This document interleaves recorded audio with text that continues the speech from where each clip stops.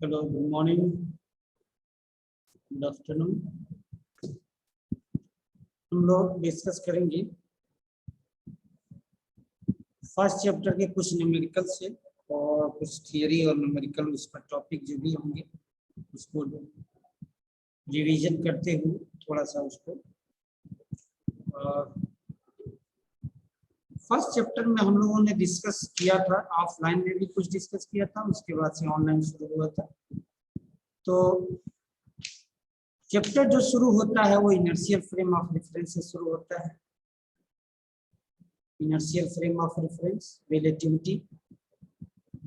तो inertial frame of reference पढ़ चुके भी हैं और उसको थोड़ा सा बताना भी जरूरी है, फिर से रिवाइज कर देंगे। फ्रेम ऑफ रेफरेंस क्या है? फ्रेम ऑफ रेफरेंस जो है एक कोऑर्डिनेट सिस्टम है जिसमें किसी भी बॉडी का यदि मोशन हम यदि उसमें डिस्क्राइब करते हैं तो एक सर्टेन कोऑर्डिनेट सिस्टम की आवश्यकता पड़ती है। वो जो सर्टिफाइड सर्टेन कोऑर्डिनेट सिस्टम जो होता है उसी को हम लोग फ्रेम ऑफ रेफरेंस कहते हैं। तो फ्रेम ऑफ रेफरेंस दो तरह का हो सकता है, एक तो इनर्शियल जो law of Newton's law of mechanics को फॉलो करता हो तो इनर्शियल फ्रेम होगा, और दूसरा जो होगा Newton's law of inertial Newton's law of motion को जो फॉलो नहीं करता हो वो क्या है? Non inertial frame. Inertial frame of reference में क्वेश्चन पूछा जाता है कि is earth is inertial frame of reference? तो यस, अर्थ जो है इनर्शियल फ्रेम ऑफ रेफरेंस है। अर्थ क्योंकि सारे मोशन जो है हम अर्थ पर के रिलेटिव में डिस्क्राइब करते हैं, तो इसलिए अर्थ जो है क्या है, इसके रिलेटिव में हो रहा है, तो अर्थ जो है इनर्शियल फ्रेम ऑफ रेफरेंस होगा। नॉन इनर्शियल फ्रेम में ऐसे आते हैं जैसे कि फिक्सियस फोर्स की बात किया जाए, जहां की इनर्शियल फ्रेम का मतलब ये हुआ, इनर्शियल फ्रेम मींस की बॉडी अनएक्सलेटेड बॉडी जो है वो अनएक्सलेटेड ही रहेगी, बॉडी जो है अनएक्सलेटेड है, यानी कांस्टेंट वेलोसिटी से कोई बॉडी मूव कर रही है तो वो अनएक्सलेटेड ही होगी। लेकिन यदि यही देखा जाए non inertial frame of reference में कि कोई गाड़ी कांस्टेंट स्पीड से मूव कर रही है, तभी भी वो क्या होगी, वो बॉडी क्या होगी, अनएक्सलरेटेड महसूस होगा। यानी ये उसका जो आउटपुट ये फाइंडिंग होगी कि ये अनएक्सलरेटेड, यानी अनएक्सलरेटेड का मतलब ये हुआ कि यहाँ एक फिक्सियस फोर्स लगेगा, उस फिक्सियस फोर्स से क्या होगा, उस गाड़ी के मोमेंटम चेंज होगी, यानी फोर्स चेंज होगा, तो फिक्सियस फोर्स लगेगा तो बॉडी क्या होगी, अनएक्सलरेटेड महसूस होगा, यानी मास पर बैठने वाला या उसको जो कर रहा है उसको ये क्या होगा, उसको अनएक्सलरेटेड बॉडी, यानी अनएक्सलरेटेड बॉडी उसको एक्सलरेटेड बॉडी क्या होगा, फीलिंग होगी। ठीक है, इसको कहते हैं non inertial frame of reference, यानी जिसमें न्यूटन्स लॉ ऑफ मोशन जो फॉलो नहीं करता है वो फ्रेम ऑफ रेफरेंस क्या कहलाता है, non inertial frame of reference. ठीक है, अब इसके बाद से आता है गैलीलियन ट्रांसफॉर्मेशन इक्वेशन, की किसी भी कोई बॉडी मूव कर रही है उसमें क्या ट्रांसफॉर्मेशन इक्वेशंस हो सकते हैं एक्स वाई जेड प्लेन में। एक्स वाई जेड में यदि एक्स डायरेक्शन में मूव कर रहा है तो x equal to x prime equal to x minus b t होगा गैलीलियन ट्रांसफॉर्मेशन। एक्स प्राइम और रिवर्स गैलीलियन ट्रांसफॉर्मेशन क्या होगा, x equal to x prime plus b t, यानी एक्स डायरेक्शन में पॉजिटिव एक्स डायरेक्शन में move कर रहा है तो x prime equal to x minus b t, और जो है पॉजिटिव निगेटिव एक्स डायरेक्शन में मूव कर रहा है तो x equal to x prime plus b t होगा। ठीक है, तो inertial non inertial frame Galilean transformation equation आया। उसके बाद से गैलीलियन ट्रांसफॉर्मेशन इक्वेशन के बाद ये चूंकि गैलीलियन ट्रांसफॉर्मेशन जो था वो पूरी तरह से मोशन को डिफाइन नहीं कर पा रहा था, तो उसके बाद से आया Lorentz transformation equation. Lorentz transformation equation से पहले माइकलसन मोर्ले एक्सपेरिमेंट आया था कि किसी दो बॉडी के बीच में मोशन हो रहा हो, उसके बीच में एक और कॉन्सेप्ट आया था, वो था ईथर ड्रैग हाइपोथेसिस। तो ईथर ड्रैग हाइपोथेसिस के कॉन्सेप्ट को ही इंडोर्स करने के लिए माइकलसन मोर्ले एक्सपेरिमेंट आया। तो ईथर ड्रैग हाइपोथेसिस में ये था कि ये पूरी जो इनवर्स है उसको मान लिया गया कि पूरा इनवर्स जो है ईथर के रिस्पेक्ट में मूवमेंट कर रहा है, मूव कर रहा है, ड्रैग हो रहा है, ईथर ड्रैग हाइपोथेसिस। तो ये जो इन्होंने जो माइकलसन मोर्ले ने जो एक्सपेरिमेंट किया वो डिफरेंट सिचुएशंस में इसको ऑब्जर्व करने की कोशिश किया कि क्या ईथर जो है एब्सोल्यूट फ्रेम ऑफ रेफरेंस है। उसके पहले ये माना जाता था कि एब्सोल्यूट फ्रेम ऑफ रेफरेंस होगा, यानी ये ईथर जो है एब्सोल्यूट है, इसके रिस्पेक्ट में पूरी दुनिया मूव करे। तो ये कॉन्सेप्ट आ गया कि nothing is absolute in universe. इस इनवर्स में कुछ भी जो है एब्सोल्यूट नहीं है, nothing is absolute in universe, everything is destroyable, हर चीज डिस्ट्रॉयबल है। इस दुनिया में जो भी कुछ बना हुआ है वो क्या है, डिस्ट्रॉयबल है, वो एवरीथिंग इज डिस्ट्रॉयबल। कोई भी इस दुनिया में स्टेबल नहीं है और एब्सोल्यूट नहीं, दूसरे शब्द में कह सकते हैं एब्सोल्यूट नहीं, प्योर नहीं, वो एक दूसरे के रिलेटिव है। आइंस्टीन ने बाद में इसको करने का प्रयास किया कि इस दुनिया में कुछ भी जो है वो दिख रहा है वो एब्सोल्यूट नहीं है, वो किसी न किसी के रिस्पेक्ट में है। जैसे मान लीजिए कि हम कहें कि एक बहुत ये छोटा बॉल है, ये छोटा बॉल जो है ये किसी के रिस्पेक्ट में है। यदि एटम के रिस्पेक्ट में देखें तो वही छोटा बॉल जो है बहुत बड़ा है, उसके कंपैरिजन में वो पृथ्वी के बराबर हो सकता है, उतना टाइम्स बराबर हो सकता है। तो बॉल जो है वो एटम के रिस्पेक्ट में बहुत ही बड़ा है, बॉल जो है पृथ्वी के रिस्पेक्ट में बहुत ही छोटा है। तो एवरीथिंग इज रिलेटिव, ये कहा गया कि इस यूनिवर्स में एवरीथिंग इज रिलेटिव है। तो यदि रिलेटिव है तो उस रिलेटिविटी का इन्होंने सिद्धांत दिया आइंस्टीन ने, रिलेटिविटी कॉन्सेप्ट इन्होंने दिया, दो कॉन्सेप्ट दिया, एक तो कॉन्स्टेंटी ऑफ स्पीड का, दूसरा आपका लॉ ऑफ इक्विवेलेंस, ठीक है, जिसमें कि फिजिक्स के जो नियम है वो सबके लिए समान होगा।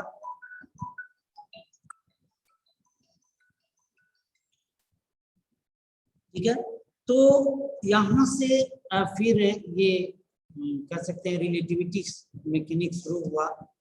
माइकलसन मोर्ले ने ये बताने का प्रयास किया कि नहीं, ईथर और अर्थ के बीच में जो वेलोसिटी है वो चेंज नहीं हो रही, यानी कोई वेलोसिटी, लाइट की वेलोसिटी चेंज नहीं होगी।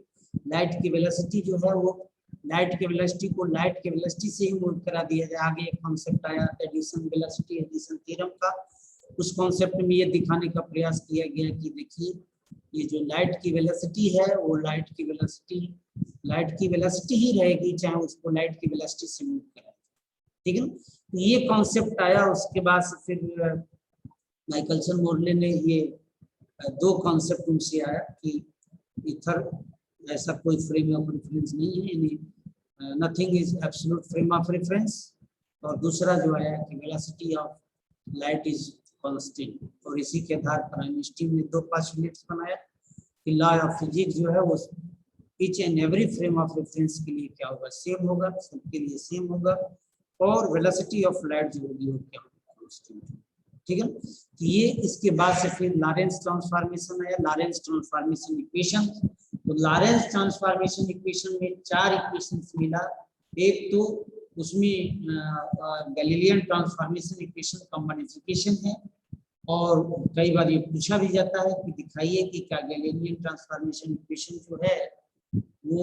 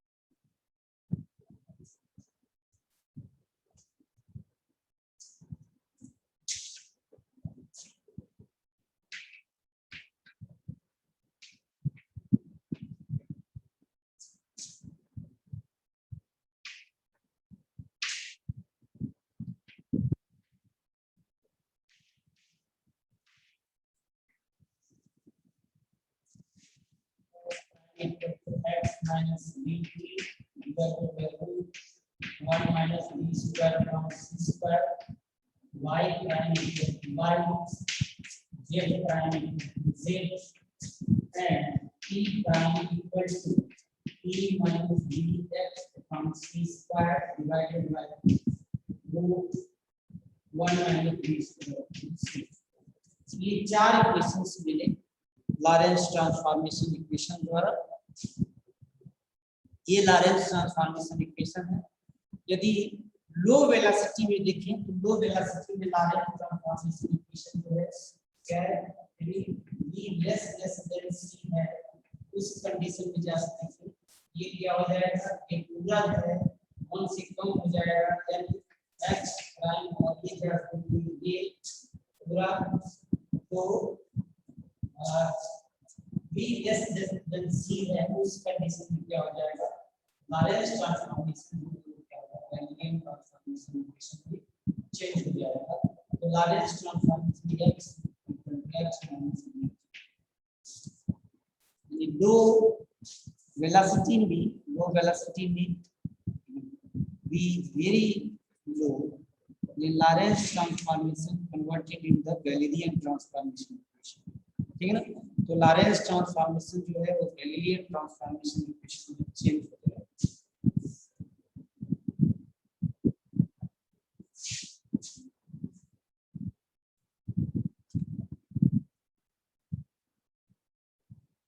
फिर लेंथ कॉन्ट्रैक्शन में फार्मूला रिजॉल्व किया गया था। फिर Lorentz inverse transformation equation,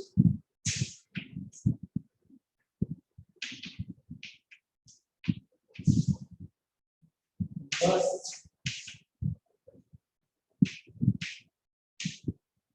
transformation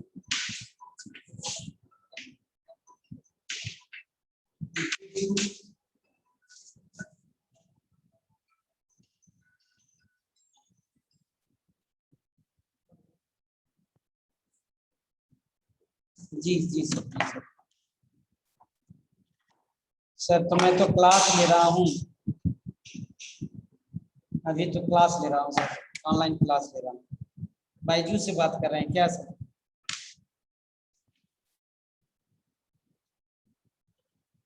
जी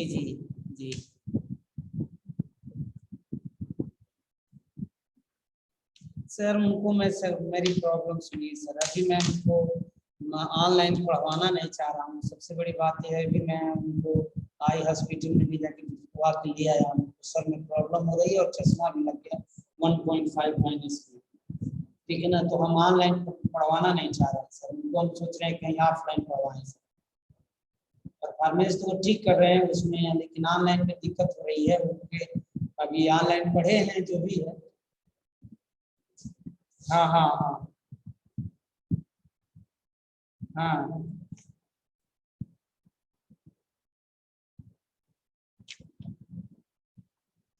हाँ हाँ हाँ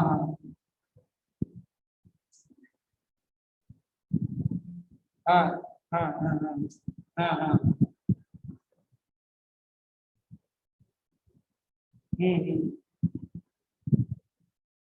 इसके रिगार्डिंग सर कल शाम में मेरी उससे बात नहीं हो पाई सर, बात हो पाई होती, बात नहीं, मैंने आपसे कहा था कि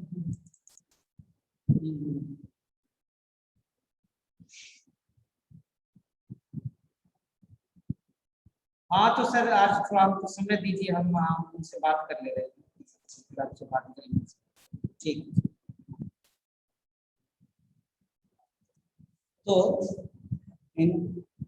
Lawrence inverse transformation equation x equal to x prime plus bt divided by 1 minus b square from c square, फिर y equal to y prime, z equal to z prime and t equal to t prime plus dx divided by c root 1 minus b square from c square। ये हम लोग निकालने का प्रयास कर रहे हैं transformation, inverse Lorentz transformation equation. फिर उसके बाद से लॉरेंस ट्रांसफॉर्मेशन इक्वेशन के बाद फिर आया आपका लेंथ कॉन्ट्रैक्शन। तो लेंथ कॉन्ट्रैक्शन का फार्मूला, लेंथ कॉन्ट्रैक्शन में ये कॉन्सेप्ट ये था कि यदि कोई body speed of velocity comparable to the speed of velocity of light move करती है, तो जिस डायरेक्शन में मूव करती है उस डायरेक्शन में लेंथ क्या होगी, कॉन्ट्रैक्टेड होगी, यानी शॉर्टेड दिखेगी, शॉर्टेड दिखेगा।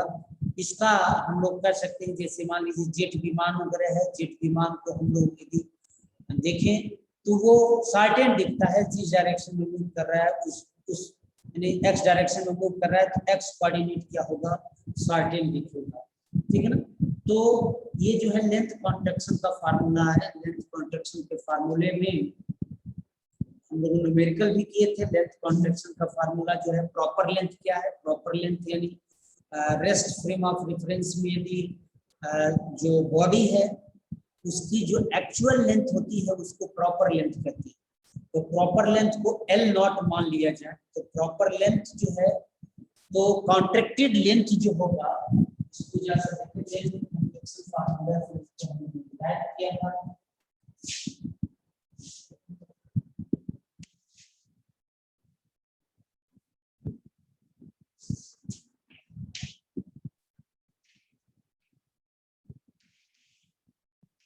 लेंथ कॉन्ट्रैक्शन, तो लेंथ कॉन्ट्रैक्शन फार्मूला हम लोगों ने जब डिराइव किया था, तो L नॉट जो है प्रॉपर लेंथ है। प्रॉपर लेंथ ये भी कई बार पूछा गया सब्जेक्टिव एग्जाम में, what is the proper length. Proper length is nothing but the actual length of body या rod in the rest frame of rest frame of reference में जो rest frame of reference में body का जो actual length होगा, that is the proper length। तो जो है कॉन्ट्रैक्टेड लेंथ के लिए फार्मूला हमने निकाला था, कॉन्ट्रैक्टेड लेंथ इसको L लेंगे, L equal to L naught 1 minus b square upon c square. ये कॉन्ट्रैक्टेड लेंथ के लिए हमने फार्मूला निकाला था। ये फार्मूला जो है इस पर न्यूमेरिकल भी बहुत पूछा जाता है कॉन्ट्रैक्टेड लेंथ पर। जैसे इस पर हम लोग दो तीन न्यूमेरिकल आज करते हैं। न्यूमेरिकल जैसे है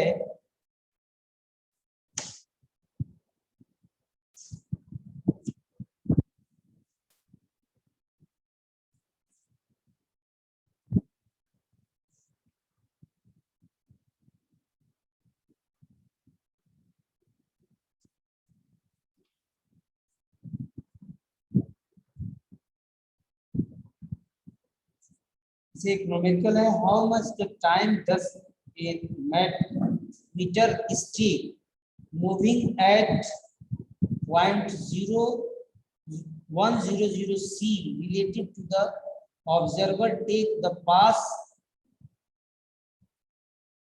to pass the observer, the meter stick of parallel to the direction of the motion। तो कह रहा है कि एक मीटर स्टिक है, उसके पैरेलल मूव कर रहा है किस वेलोसिटी से, 0.100 c related to the velocity of light. तो कितने टाइम में पूछ रहा है कि कितने टाइम में वो उसको पास कर जाएगा। तो ये कॉन्ट्रैक्शन फार्मूले से ही इसको कर सकते हैं। कॉन्ट्रैक्टेड लेंथ जितनी वेलोसिटी से मूव कर रहा है तो उसको कॉन्ट्रैक्टेड लेंथ ही पास करना पड़ेगा। तो टाइम इक्वल टू क्या होता है, distance upon time, time equal to हो जाएगा डिस्टेंस अपॉन स्पीड। स्पीड पता है और डिस्टेंस कितना कॉन्ट्रैक्टेड लेंथ ले लिया जाएगा, तो उसके आधार पर हम निकाल सकते हैं कि कितने टाइम में डिस्टेंस को मूव कर सकता है, पार कर सकता है। तो न्यूमेरिकल है, how much time does a meter stick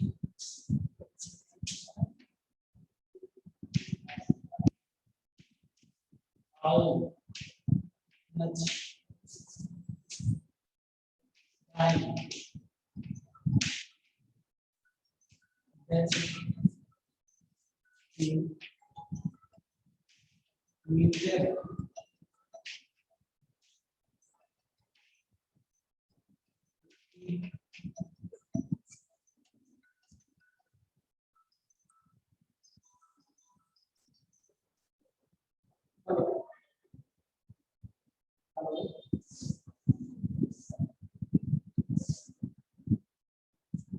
आप तुम्हें कभी जिला से दिया है कि 25 तक आपने डेट दिया है ना, 25 तक में तो आपने बोला था ना।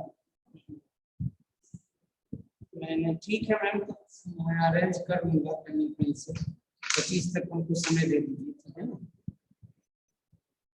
ठीक ठीक है, ठीक है, ठीक है।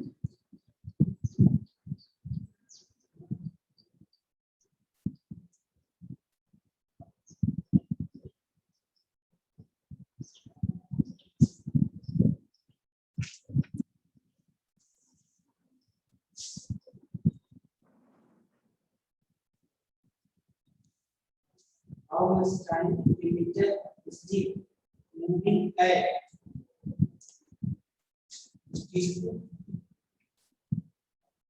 moving at 0.100 C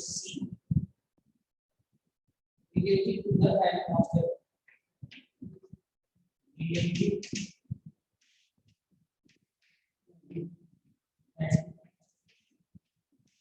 observer, related to an observer. They pass the observer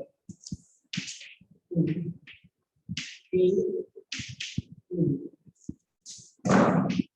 pass the observer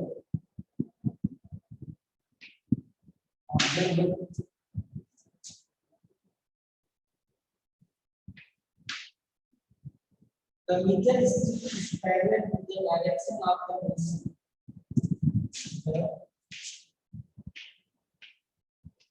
The meter stick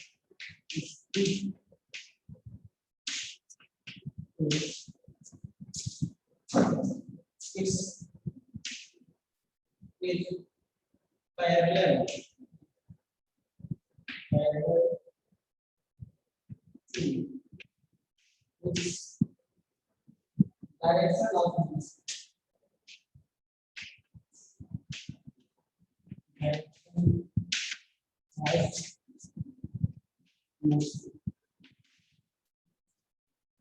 तो एक जो मीटर स्टिक है वो जानेगा ऑब्जर्वर के रिस्पेक्टिव।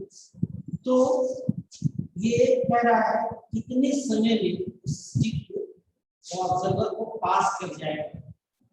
जस्ट देखिए टाइम टाइम कैसे हो जाएगा, डिस्टेंस डिवाइडेड बाय स्पीड, ठीक है। तो डिस्टेंस कौन सा होगा, दैट्स कॉन्ट्रैक्टेड डिस्टेंस।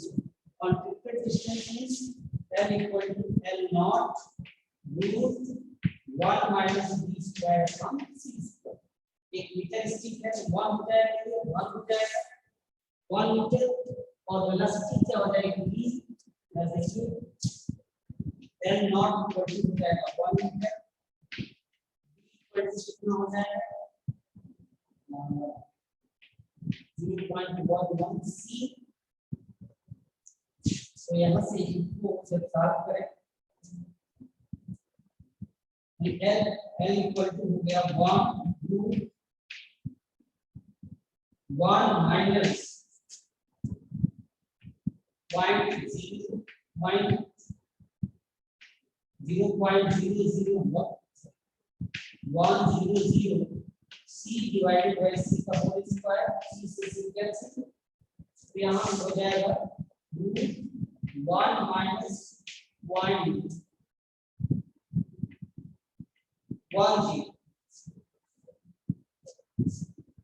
0.01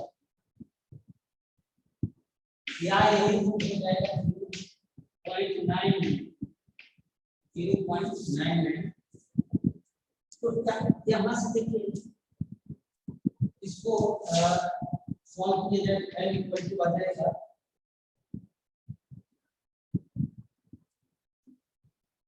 0.998 मीटर। ठीक है, यहाँ से टाइम निकालना, time equal to distance 0.998 metre divided by speed कितनी है 0.0100 c। यहाँ से फाइनल इसको देखिए फाइनल आ गया है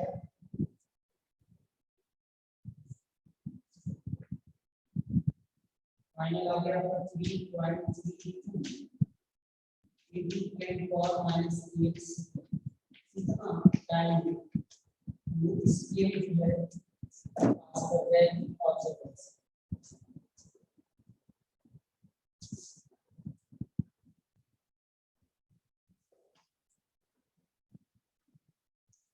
इसी तरह से एक और एग्जांपल लेते हैं।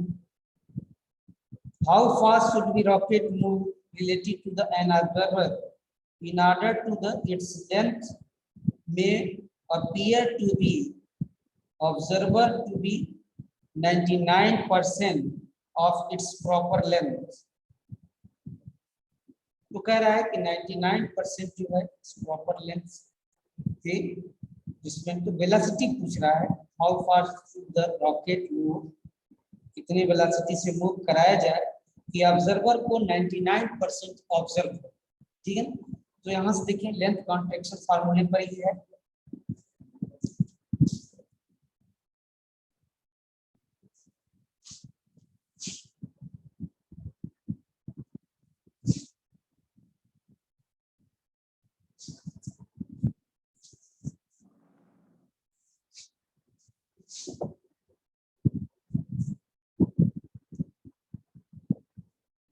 How fast should the rocket move?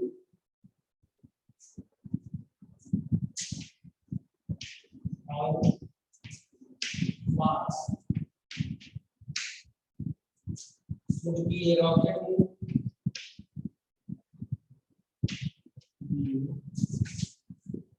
Rocket move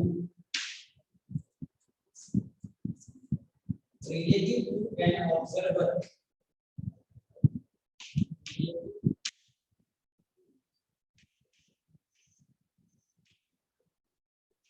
An observer in order to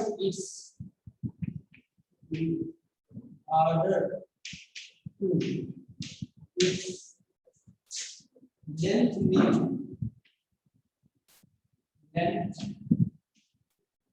may appears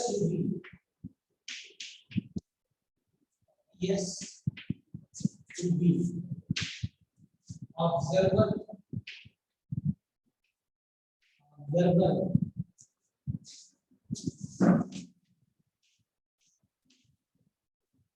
to be 99% of its proper length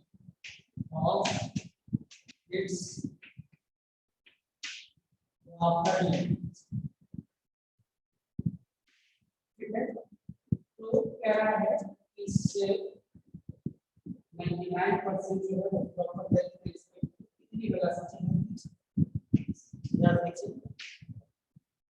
L equal to क्या है L naught 1 minus b square upon c square. यहाँ से ये b पूछा जा रहा है इसमें कितनी वेलोसिटी से मूव कराया जाए, इसको जैसे देखें L अपॉन L नॉट कर दे इक्वल टू इसको स्क्वायर कर दें, ये हो जाएगा 1 minus b square upon c square हो जाएगा। यहाँ से देखें या फिर इसको और सिंपलीफाई करें इसको, तो ये b square upon c square equal to हो जाएगा 1 minus l upon l naught का होल स्क्वायर। यहाँ से देखिए b स्क्वायर इक्वल टू हो जाएगा c square 1 minus l upon l naught का होल स्क्वायर या b इक्वल टू जाएगा c root 1 minus l upon l naught का होल स्क्वायर। और जब ठीक कह रहा है तो 99% ऑब्जर्व हो रहा है, 99% ऑब्जर्व होने का मतलब क्या हुआ कि L अपॉन L नॉट की वैल्यू जो है 99 डिवाइडेड बाय 100। ठीक है, इस तरह का हम लोग न्यूमेरिकल ये लिखे b इक्वल टू हो जाएगा c में 3 into 10 power 8 root 1 minus 99 divided by 100। तो ये फाइनली जरा से इसको हम लिख सकते हैं b इक्वल टू c के रिस्पेक्ट में इसमें लिखा हुआ है 1141 c के रिस्पेक्ट में या मल्टीप्लाई बाय 3 और 8 मीटर पर सेकंड। तो दिमाग इस तरह की और भी हम लिख सकते हैं।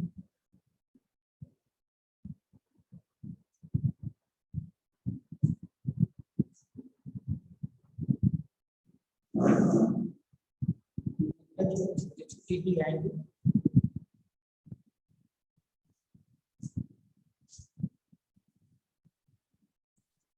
एक और न्यूमेरिकल करते हैं। जैसे ही ये न्यूमेरिकल जो है कई बार पूछा गया है, ये न्यूमेरिकल तो आपको कराया भी गया है।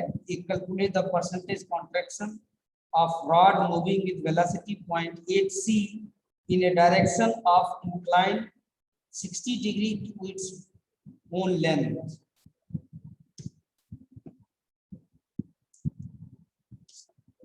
तो कुछ नहीं करना है, इसमें 60 डिग्री और लेंथ कॉन्ट्रैक्शन और ऑब्जर्व लेंथ जो होगा क्या होगा एल जो होगा एक्स डायरेक्शन में और वाई डायरेक्शन में भी होगा, दोनों में लिया हुआ है। एक्स डायरेक्शन में तो वाई डायरेक्शन में मूव नहीं कर रहा है, तो वाई डायरेक्शन में क्या हो जाएगा 0 हो जाएगा। एक्स लेंथ इसको फिर जो एग्जैक्ट जो लेंथ होगा वो एग्जैक्ट लेंथ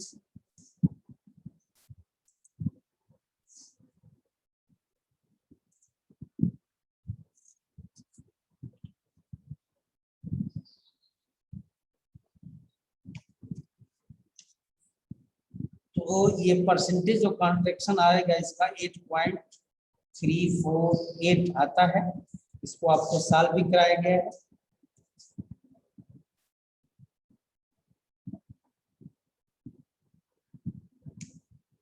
एक क्वेश्चन है, एक क्यूब, नया क्वेश्चन है। एक cube has proper volume, volume दिया हुआ है 1000 centimetre cube. Find the volume it's determined by an observer O prime whose move with velocity 0.8 c relative to the cube in the direction parallel to the one length। बहुत अच्छा कह सकते हैं इसको कि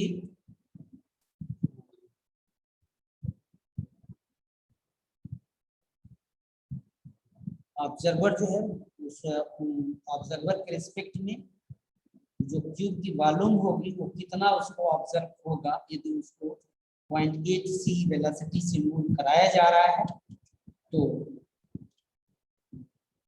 यहाँ से प्रॉपर लेंथ उसका निकाल सकते हैं। प्रॉपर लेंथ निकालें तो 0.8 c से जा रहा है तो उसका वॉल्यूम यदि x निकाल लेते हैं, इसमें देखिए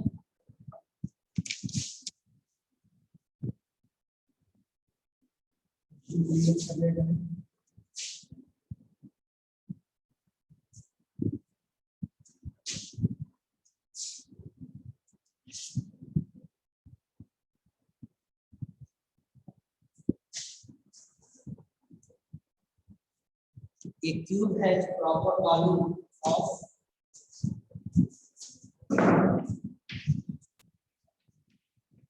a cube has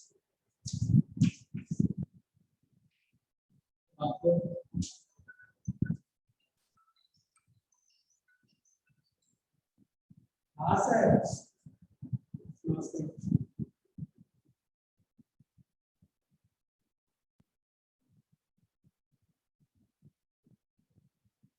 तो सर लंच में आएंगे, लंच में अभी तो हम अपना डेविएशन पूरा करने के चक्कर में सभी में कहाँ हाँ 10 का लेक्चर डेविएशन है तो पूरा कर रहा हूँ एक्चुअली बात लिया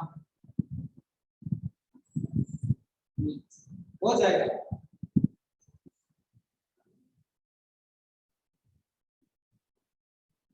ठीक है ठीक है ठीक है उसमें घटे बढ़ेगा हम देख लेंगे। ठीक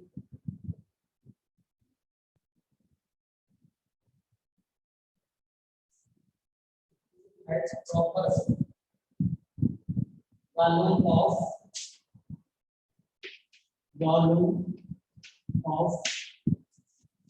1000 centimeter cube. Find the volume as determined by the observer who prime.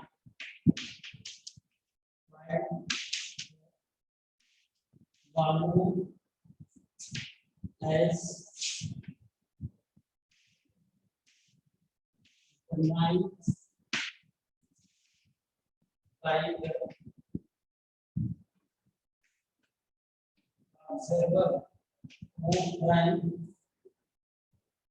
move with velocity of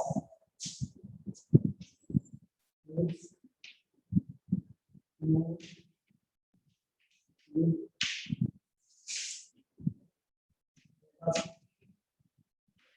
of 0.8 c relative to the cube. Relative to the cube in the direction parallel to the one length. The direction parallel to the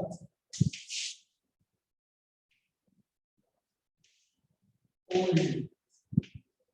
इस direction अभी forward है ये क्या हो जाएगा 10 centimetre 10 centimetre 10 centimetre इसका radius है x direction में 10 सेंटीमीटर होगा 10 c x डायरेक्शन ठीक है x डायरेक्शन में यानी इसका lx कितना हो जाएगा lx 10 सेंटीमीटर ठीक है x direction l equal to क्या हो जाएगा lx root 1 minus b square upon c square ठीक है तो यहाँ से देखिए 10 और यहाँ b दिया हुआ है b दिया हुआ 1 minus 0.8 c divided by c का होल स्क्वायर c कैंसिल यानी यहाँ से देखें ये 1 माइनस रूट क्या हो जाएगा 0.64 यानी 3 हो गया रूट माइनस 36 ये हो गया 0.6 मीटर ठीक है 0.6 मीटर यानी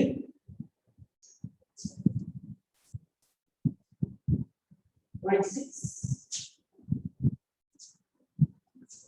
मल्टीप्लाइड बाय 10 मल्टीप्लाइड बाय 10 ये हो जाएगा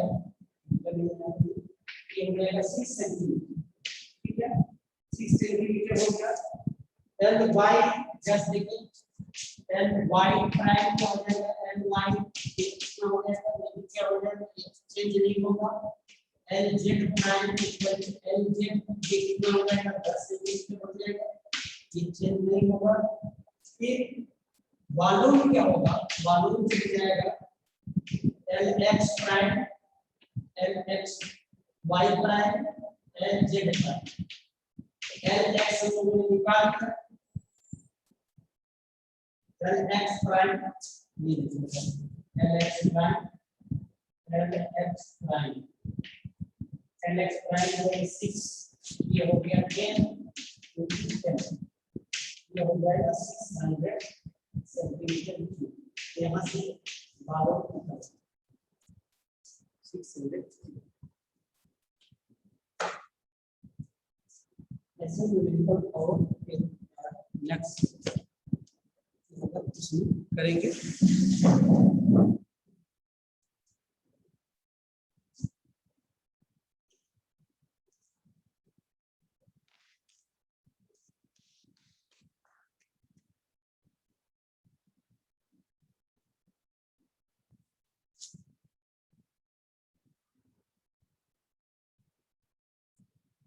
ऐसे ही एक न्यूमेरिकल है, the earth will appear shortened along the diameter due to the orbital motion around the sun of to the an observer at rest relative to the sun. बराबर सुनिए इसको, the earth will appear shorten along its diameter due to its orbital motion around the sun to the observer at the relative to the sun. Calculate the change in length in the diameter.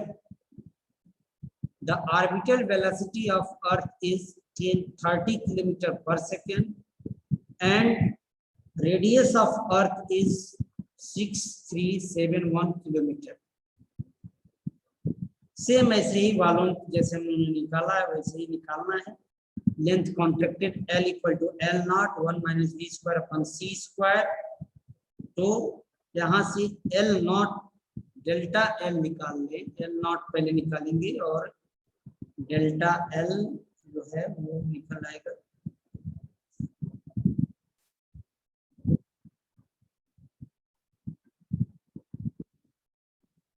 Change in length पूछ रहा है, तो original length निकल आएगा, contracted length निकल आएगा और proper length दिया हुआ है, इन दोनों में से घटा लेंगे तो फाइनल लेंथ निकल आएगा। फाइनल जो लेंथ निकलेगा वो 6.237 इंटू 10⁻⁻² मीटर। तो इतना उनको ये जो है डायमीटर में इतना कॉन्ट्रैक्टेड दिखे।